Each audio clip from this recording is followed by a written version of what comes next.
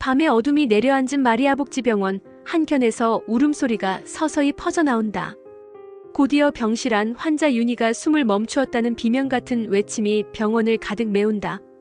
간호사들이 뛰어들어오고 의료진이 분주하게 심폐소생을 시도하지만 윤희의 가슴은 다시 뛰지 않는다. 그리고 그 옆에 서 있던 우소정과 양신부 두 사람에게 수많은 시선이 동시에 꽂힌다. 이게 시작이었어? 누군가의 날 선 목소리에 소정은 눈을 감았다. 그녀가 손에 쥐고 있던 주사기, 그리고 병실 안에서 들려오는 환자의 마지막 목소리. 모든 것이 한순간에 죄의 그림자가 되어 그녀를 감싼다. 다음 날 경찰 수사실.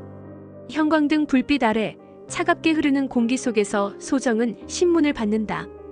우채영 씨, 이름은 왜 바꿨습니까? 형사가 묻는다. 소정은 천천히 눈을 들어 대답한다.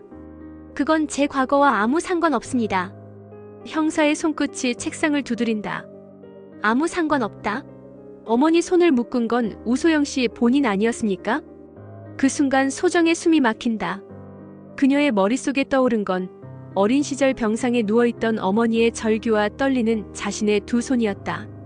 양신부 역시 다른 방에서 조사를 받고 있다. 신부님, 우소정이라는 인물을 언제부터 알고 계셨습니까? 그녀는 그저 고통받는 환자들을 돕고 싶어 했습니다. 돕는다? 그게 안락사입니까? 아니면 살인입니까?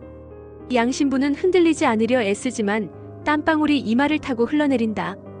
같은 시각 복도 한편에서 수군대는 경찰들의 목소리가 들린다. 내가 말했지. 조용히 살았을 리가 없다니까. 이제 살인 혐의가 있다는 건 포기해야 돼. 증거가 하나둘 나오고 있어. 그 시각 병원 앞에서는 윤희의 어머니가 망연자실한 얼굴로 울부짖는다. 우리 아이를 죽게 해주세요. 여긴 너무 지옥이에요. 그녀의 말은 고통과 체념이 뒤섞인 절규였다. 하지만 경찰에게는 그저 소정이 범행을 정당화하려는 흔적처럼만 들릴 뿐이었다. 조사실에서 또 다른 질문이 이어진다. 내 주위에서 일어났던 일들은 다 내가 저질렀다고 생각하는군요. 소정은 차갑게 웃으며 반문한다. 자신의 선택을 후회하지 않습니까? 형사가 다시 묻는다. 소정은 고개를 젓는다. 후회라니요. 환자들은 고통에서 벗어났습니다. 그게 전부예요. 그 순간 문이 열리고 안태성 광수대장이 들어선다. 우소정 씨 설득해서 자백하도록 도와주십시오.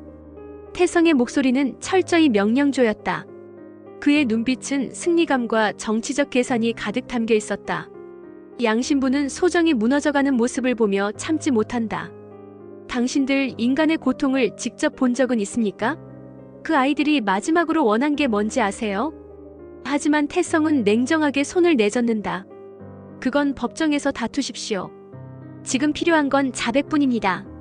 그리고 마침내 형사의 입에서 차가운 선언이 떨어진다. 우소정 씨, 당신을 살인사건의 현행범으로 긴급 체포합니다. 찰나의 순간 수갑이 그녀의 손목에 채워지고 병원 복도는 충격과 혼란으로 술렁인다. 최대현은 그 장면을 멀리서 지켜보며 절규한다. 소정아, 너희들이 뭘 알아? 저 사람은 환자들을 위해서. 하지만 그의 목소리는 경찰들의 고함 속에 묻히고 만다. 소정은 수갑에 묶인 손을 들여다본다. 차가운 쇠의 감촉이 마치 그녀가 걸어온 길을 단번에 죄악으로 낙인 찍는 듯 했다. 그러나 그녀의 눈빛은 흔들리지 않는다. 나는 살인자가 아니야. 단 한 번도.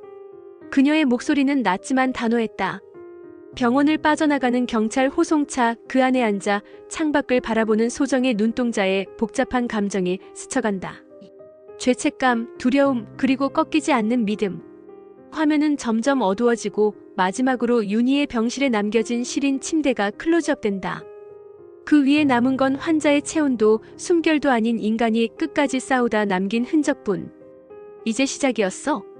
소정의 내면의 독백이 메아리처럼 울리며 다음 회에 대한 긴장감을 극대화한다. 살인인가 구원인가 그녀의 선택이 진실로 드러나는 순간 시청자들은 숨을 죽이고 지켜볼 수밖에 없을 것이다.